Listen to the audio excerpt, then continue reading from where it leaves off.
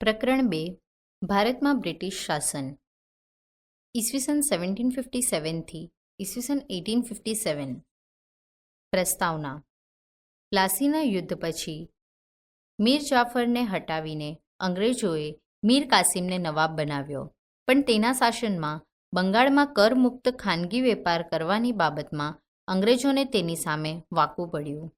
આથી અંગ્રેજોએ તેની સામે યુદ્ધ કર્યું. બક્સરના આ યુદ્ધમાં અંગ્રેજોની જીત થઈ.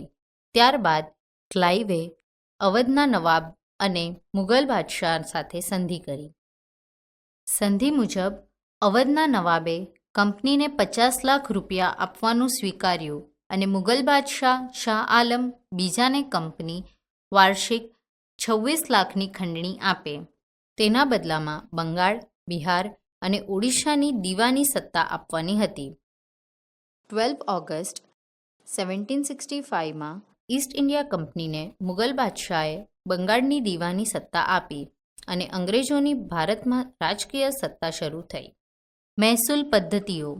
કાયમી જમાબંધી. કોર્નવોલિસ ગવર્નર જનરલ હતો ત્યારે ઈસવીસન 1793માં ભારતમાં કાયમી જમાબંધી દાખલ કરવામાં આવી, જેમાં નંબર 1 જમીનદારને જમીનના અને જમીન મહેસૂલના હક આપવામાં આવ્યા.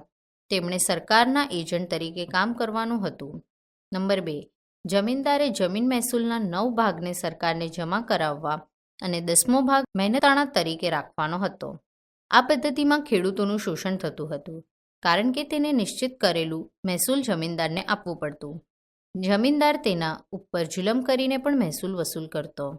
જમીનદારે દર વર્ષે નિશ્ચિત કરાર મુજબની રકમ સરકારમાં જમા કરાવવી પડતી. તેમ છતાં કાયમી જમાબંધી જમીનદારોની તરફદારી કરતી હતી. જોકે શરૂઆતમાં જમીનદારોએ થોડું સહન કરીને નક્કી કર્યા મુજબનું મહેસૂલ આપવું પડ્યું. જે મહેસૂલ ના ભરી શક્યા તેમની જમીન જપ્ત થઈ, પણ પાછળથી જમીનદારો જમીન ખરીદવા લાગ્યા.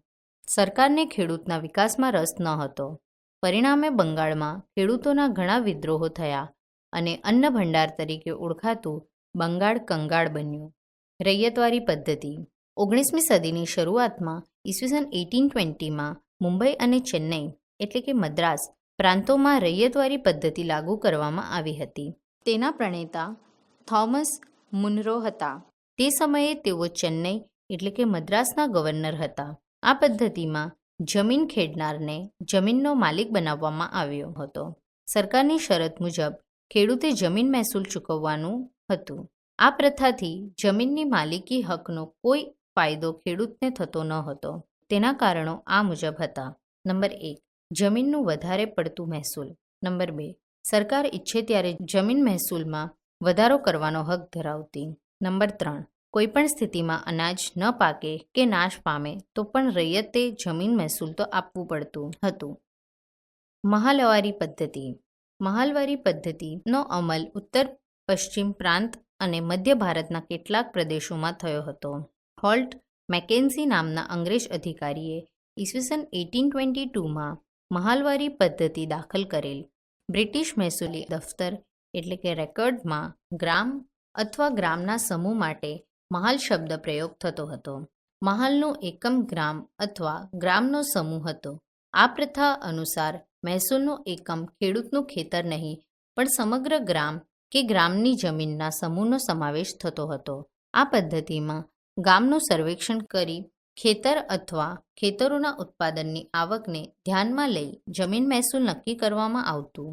આથી આ પદ્ધતિ મહાલવારી પદ્ધતિ તરીકે ઓળખાઈ. આ પદ્ધતિમાં જમીન મહેસૂલ વસૂલ કરવાની જવાબદારી ગામના મુખીને સોંપવામાં આવતી. અંગ્રેજોએ પરંપરાથી ચાલી આવતી જમીન વ્યવસ્થામાં મૂળભૂત ફેરફારો કર્યા.